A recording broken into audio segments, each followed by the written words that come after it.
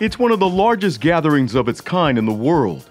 13,400 attendees in Washington, D.C.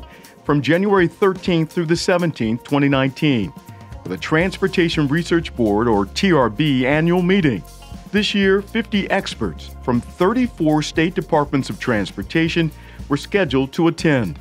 Among them, 12 state DOT CEOs, each volunteering his or her time to share and to learn. Not only learning from each other, but we're sharing what we've done. We're sharing things that worked well, and also sometimes sharing things that didn't work quite so well, because we all learned from those mistakes. So we understand the importance of research. We understand the importance of innovation. In fact, if you look to the states are the innovators. That's the incubation of where all good ideas come from. And so when we come together at the TRB conference, it allows us to share and allows us all to grow as a country. TRB organized 800 sessions this year. Pennsylvania Secretary of Transportation Leslie Richards, Nebraska DOT Director Kyle Schneewise, and Marc Williams, Deputy Executive Director at the Texas DOT, participated on this panel, which focused on the importance of transportation planners. Things are changing so fast in our industry, and we as agencies and professionals on the planning side need to be able to adapt to those changes in our transportation industry. We'll look at some of the topics that we're dealing with right now with autonomous vehicles and changing work habits and how that's influencing transportation. Freight, automated freight, those things are discussion areas that we weren't really fully having 5 or 10 years ago.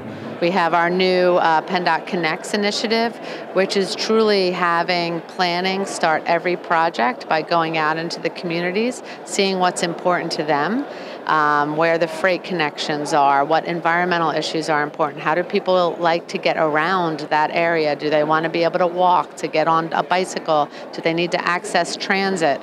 Is it something where only vehicles really need its use? And so find out what it is, what it means to the community, and then how can we invest in the transportation network while also investing in those communities. As the experts talk, people in the audience listen and take notes so they can share what they've learned with their colleagues back at home. I definitely plan to share this with my executive and looking at how we maybe are strategically thinking about shaping our planning division ourselves moving forward and looking to create maybe new positions or adjust the positions we have to maybe better suit the changing world of planning today. The R in TRB stands for research, and that means data is a big part of what's being discussed here.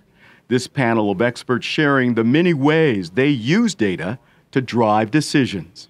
And the example I gave today was how we used probe data to talk about travel time the week of Thanksgiving and gave motorists warnings basically of when could you expect the worst traffic, when should you leave, when's the best traffic, and then gave them choices in very simple, digestible manner using infographics and some simple graphics that the media picked up and used all around Atlanta, got some TV interviews, radio.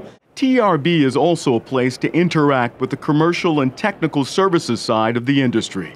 This massive trade show included representatives from AASHTO Publications, AASHTOware, and Resource, AASHTO's laboratory accreditation program. Participants also got a chance to ride in an autonomous shuttle. Automation and connectivity, major topics here. Also discussed, federal transportation funding.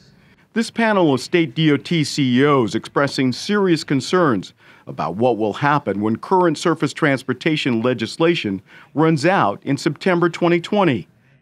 We're going to be dependent upon the federal government to deliver that, and you can't speak more to the need to really build infrastructure than saying it has to be a funded opportunity and a funded activity for us, and so much of what we're spending is on preservation.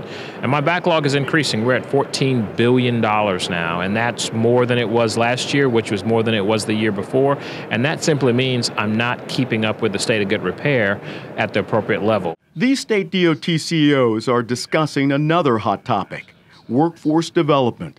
Washington State DOT Secretary Roger Millar says, without people, nothing works.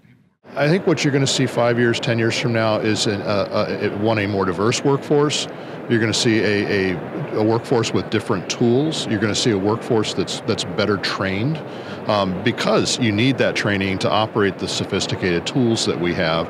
And I think what we're seeing, particularly with the younger people that are joining the agency, is more and more there's a sense of social responsibility, a sense that they want to do things that matter. Toby Muse is behind the camera, and I'm Tony Dorsey reporting from Washington.